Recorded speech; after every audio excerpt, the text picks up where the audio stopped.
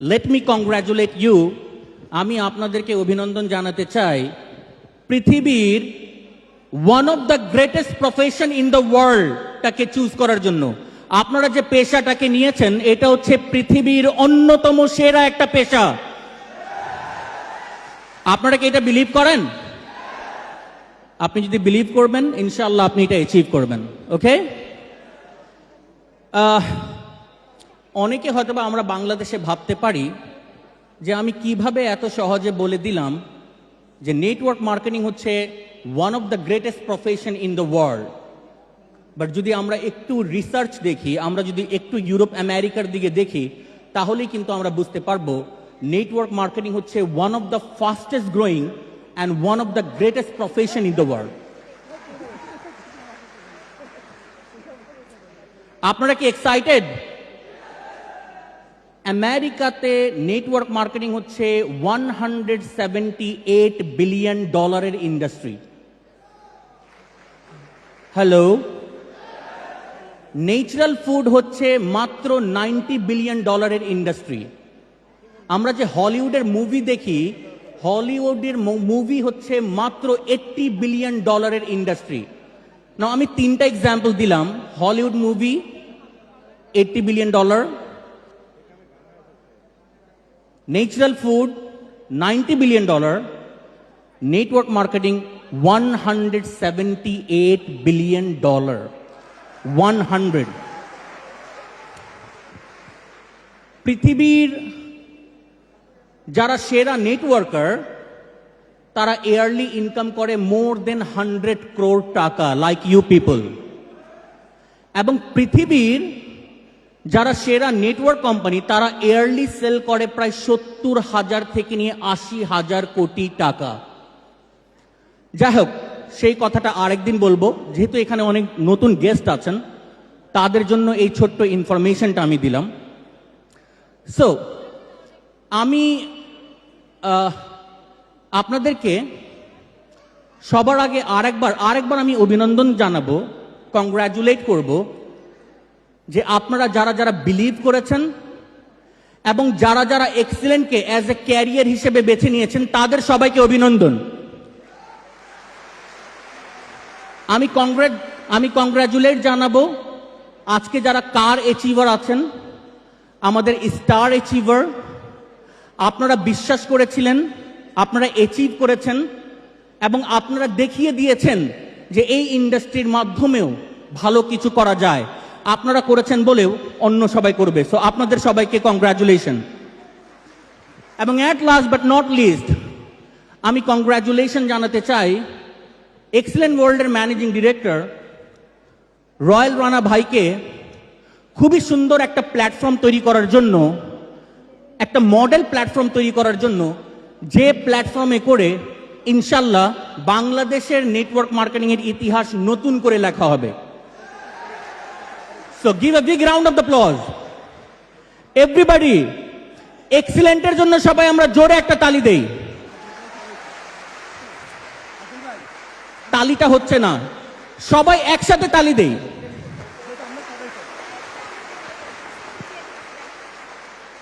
কোম্পানির ব্যাপারে, প্রোডাক্টের ব্যাপারে, রয়্যাল রানার ব্যাপারে, লিডারদের ব্যাপারে আমরা অনেকে অনেক কিছু বলেছি। আমি ডিফারেন্ট এখানে কিছু বলবো। আমি চাই আপনারা এখান থেকে আজকে কিছু নিয়ে যান এবং আমি চাই যেটা আমি এখন বলতে যাচ্ছি সেটা কোনো না কোনোভাবে আপনার ভাগ্য পরিবর্তন করবে। Just listen to me.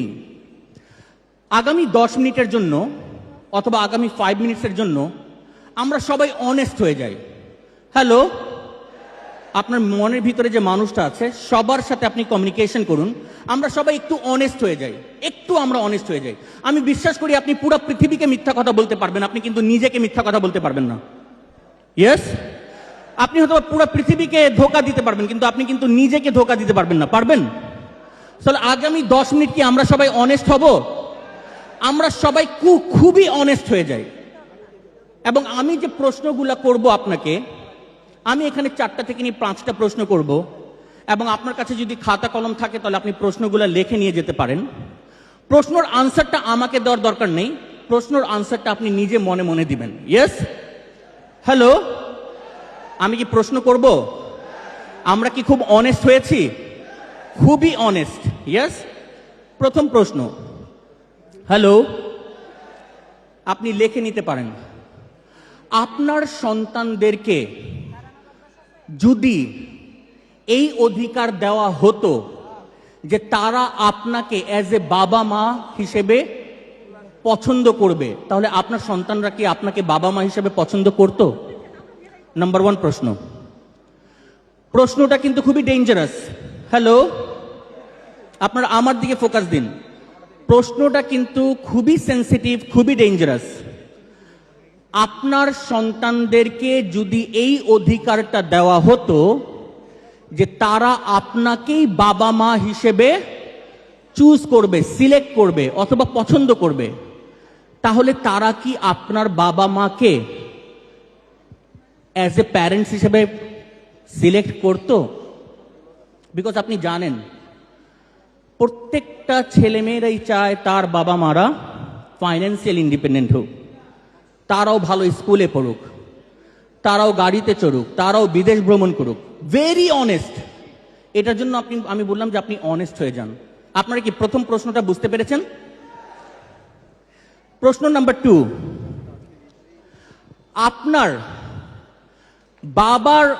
আপনার পরিবারে আপনার বাবার অনুপস্থিতিতে আপনার পরিবার কি অর্থনৈতিকভাবে নিরাপদ? আর একটা প্রশ্ন, আপনার অনুপস্থিতিতে আপনার পরিবার অর্থনৈতিকভাবে কি নিরাপদ? যখন বৃষ্টি হয় তখন আমরা ছাতা নিয়ে বের হই না? ছাতাটা হচ্ছে কি precaution. The story of ant, মনে আছে গত ট্রেনিংয়ে আমি আপনাদেরকে একটা স্টোরি বলেছিলাম, the story of ant. Ant কি করে? অ্যান্ট সামারে কি করে? সামারে সে কিন্তু অ্যাজ মেনি অ্যাজ ফুড সে কিন্তু কালেক্ট করে, উইন্টারে সে যাতে বাঁচতে পারে। Yes and no? হ্যালো। প্রশ্ন নাম্বার 3, প্রশ্ন নাম্বার 3,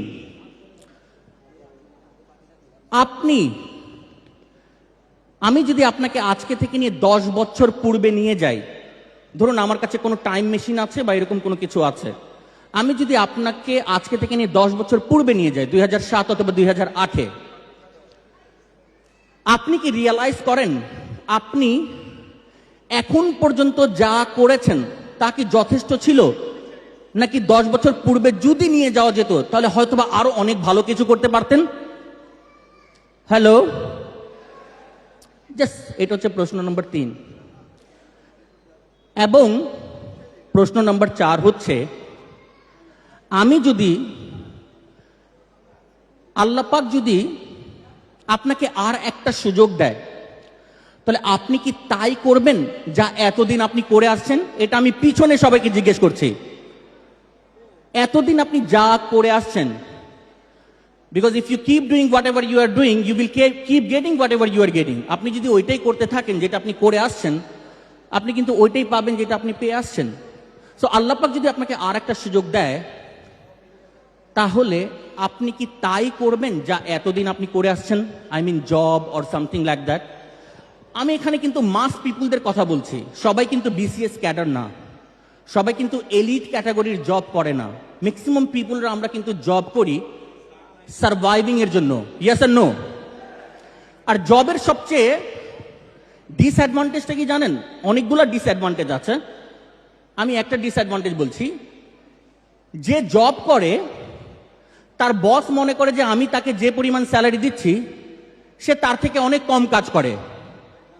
আর যে চাকরি করে সে মনে করে যে আমি যে পরিমাণ কাজ করছি আমার বস আমাকে অনেক অল্প স্যালারি দেয়। ইয়েস আর নো? সো এই 4টা প্রশ্ন ছিল।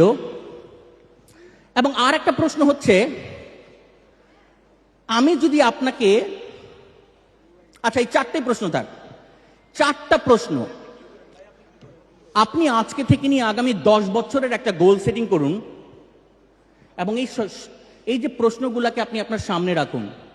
টু বি অনেস্ট, যে আপনি এমন ভাবে আপনার লাইফটাকে প্ল্যানিং করুন, লাইফটাকে নিয়ে প্ল্যানিং করুন যে আগামী 10 বছর পর যদি আপনার সন্তানদেরকে এই অধিকারটা দেওয়া হয় আপনাদেরকে বাবা মা হিসেবে সিলেক্ট করার, তারা যাতে আপনাকেই সিলেক্ট করে। Yes or no? আপনার অনুপস্থিতিতে আপনার ফ্যামিলি কি অর্থনৈতিকভাবে সিকিউর? আপনি এমনভাবে ইয়াটা করুন যাতে আগামী 10 বছর পর ইনশাল্লাহ সিকিউর হয়। Yes, at last but not list আমি এই কথাটা বলে শেষ করে দিচ্ছি বিকজ সময়ের স্বল্পতা। You cannot change your future in the future.